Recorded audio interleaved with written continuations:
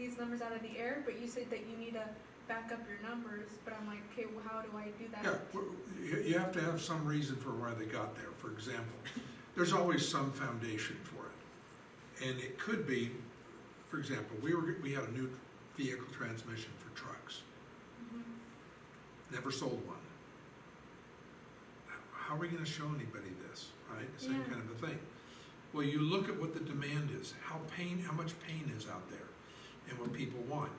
We went to the suppliers, like Ford, and the first company that ever called us up was Allison Transmissions. They wanted to see it.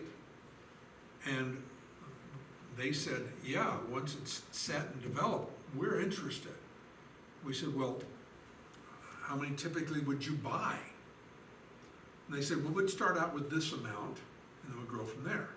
So to our investors, we said, Allison said they want to buy, and if everything else works, they would start off with this many.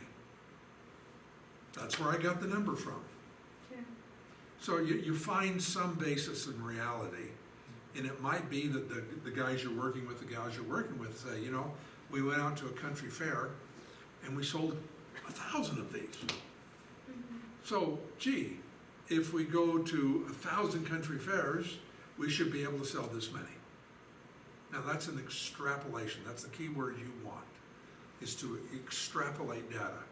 That means you take it from reasonable assumptions. Engineers talk about an extrapolation. I mean, as something as firm and exact as engineering, Mhm. they say, well, we're building this and it'll have this much stress, and when it's 10 degrees, it should be okay. But from other people that have done similar kinds of study, we can extrapolate that it should be able to handle this much pressure at -20. Now, we don't know that, but we extrapolate data from other places. So you have to find the best you can. And you write it all down, and that's what goes in your pro forma. So when they ask you, where did you get that number? You say, here's the problem we had. I had to go out and find this. My basis was this, and I came up with this number, and that's how we did it. And they say, that's too risky for me. That's okay. But that's what it is. Mhm. So you are not here to create a perfect plan. Okay. It's impossible to do. Yeah. But you want to show that because you're very honest. You're brutally honest in saying, here's where I got the information from. Yeah. And that will blow them away because most people don't do that. Okay. Something I'm kind of worried about. Uh-huh. I feel like with my company, because it's not like a student company, it's an actual That's company, what most of like these a are. real owner, CEO. That's what most of these are. Most of the Um, students are, I which feel is like great. it's going to be hard to meet with him all the time. That's the part that I'm worried about, is meeting with him like 15 times. You never worry about that. Okay. You just go meet with them once. Oh, and just get all the information. Get as much as you can and say, can we meet again? Yeah, we can do that. Okay. How do you eat a 500-pound marshmallow? One bite at a time. So just take one bite, get him excited about what you're doing, and when he sees how much work you're going to do for his benefit, what is he, an idiot? Of course he's going to look at it and go, great, Yeah. somebody writing an executive summary for me. All I have to do is approve it. Now, if you tell anybody it's going to require 10 hours of your time, nobody's going to do it. Yeah. But you start off with 15 minutes. And you go as long as you can and saying, okay, here's what I'm going to do.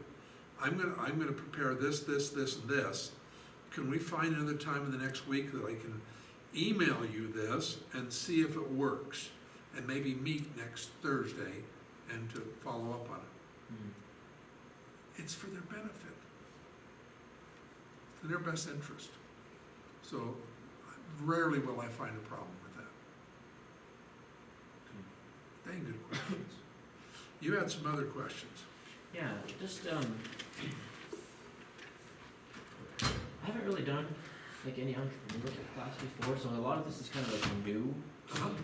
So I'm just kind of like confused and lost and just kind of feel like really overwhelmed, like with all these other classes that I have. So I'm just Yeah. like trying to figure out like what's the best way to work on this, because I Yeah. don't know, I feel like with my partner, Who's your partner? can't remember his name, let me see, let me pull it up. Like if I do, he doesn't respond until like 3 days after. Like I asked him on Friday, I said, hey, how, like, let's split this up, man, let's work on the performer together. He didn't respond until an hour before, and he said, I'm willing to do parts A, B, C, D, which are, what are the foods, what are the Mhm. ingredients, the easy ones. And I'm like, well, I already did it. I already like worked on it over the weekend, and I've like, I don't know, and hopefully I'm doing it right. I was kind of wanting to. It is the very difficult part of teams, and I don't like teams for that very reason. Let me see if I can find a really, I wanna come in here and, I just feel like, well, let me give you the first suggestion. Start going through the files. mhm, Start looking at some of the stuff, reading some of the stuff, it gives you some background. The most important one for you is go to the one called vocabulary. mhm. Just start working your way down the vocabulary. You know, what's your field? What you, construction, or what are you in? I'm doing finance right now. Oh, you're and in I'm finance. confused with like a lot of these. Okay, that's fine. Investor stuff, yeah. Well, the only thing you're really confused about is the terms. Okay. How does this fit? What does extrapolation mean, or something like that? Yeah. So go to the vocabulary and go research every one of them. If you can't find it, skip it and ask me, because it's probably a word I've made up or a phrase I've made up, okay? That I couldn't find one to do, so I did it myself. When you go through that, and once you're through the whole vocabulary, because there's like 80 words, Mhm. no wonder you're confused. Yeah.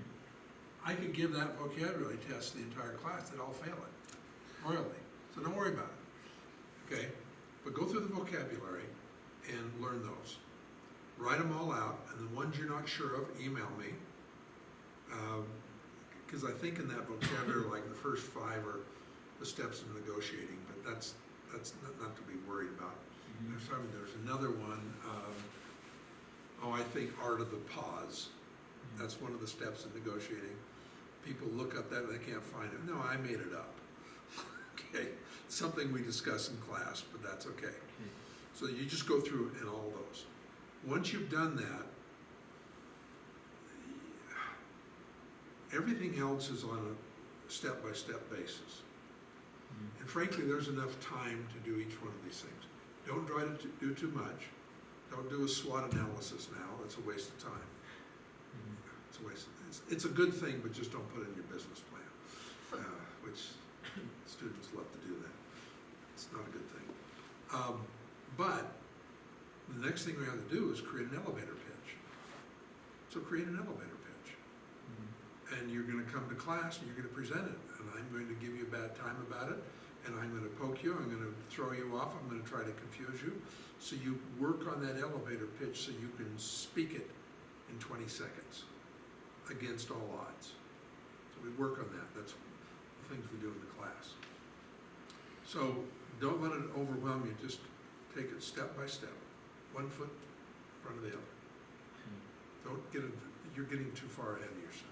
Yeah, because, I'm just trying to think, just looking at it, it's like, there's so much to do, and it's just kind of like, Yeah, I've laid it out, if you just do it week by week, you'll be fine. mhm. Trust me on that, you'll be fine. Okay, I've taught this class many times, many students at the beginning I like, are overwhelmed. and like with pro formas, I wanna make sure I'm doing, like, I was working on it all weekend, and it looks, I mean, Send it to me. okay, yeah, I have it right here, but I'll send it to you, look at it. But Yeah, I'm kind of wondering, like, with my company, it's different than yeah, but, like a food company. I know, but you've now done the exercise. Mhm. Now you go back to the company and say, okay, what are your capital expenditures? Yeah, just get it from What are each one of these things? Whose benefit it is, it's their benefit. They need to give you all this stuff. and how much it costs. For How much it costs, no everything problem else. like that. And what do you say is, where'd you get that number? I'll write it down here for you. Well, that's an industry standard. What industry should I look at, what magazine or something, so we can get that? And you tell them why, and says, we're gonna do it all, put it all down there, so 6 months from now, you can look at it and you can say, here's where you got the number from. You just tell them all that stuff, it's in their, it's for their best good. So you can use industry standards for new startups? Oh, well, for example, with ours, we were looking at what is the growth rate Yeah. we can expect each year. So we looked at the industry standards was 7% growth rate. Yeah. So we took that number that came from Sullivan's Digest or something on vehicles, and we put it in there as 7%, and that's what we use for our growth rate each year. So how do you, that's what I wanted to do with the company that I have, but I don't even know what industry they're in, and I asked them like, what industry would you consider yourselves in? And they said like education or publishing, but they honestly do not know. Well, that's okay, and you can look at publishing, and for example, you want to see the growth rate of publishing industry, that's close enough. Okay. It's not gonna have to be exact. These kinds of things are preparation, and when you get all the numbers that have expenses down there, Yeah. you wanna go back and raise them. And when if they say industry standard was 7%, I actually didn't use 7%. I used 4.5%. Yeah. So I'm gonna be very conservative on my income and very liberal on my expenses. Mm-hmm. And we're gonna push the numbers so that they lose money. So we know this is what it's, if you're doing this, you're gonna lose money. Mm-hmm.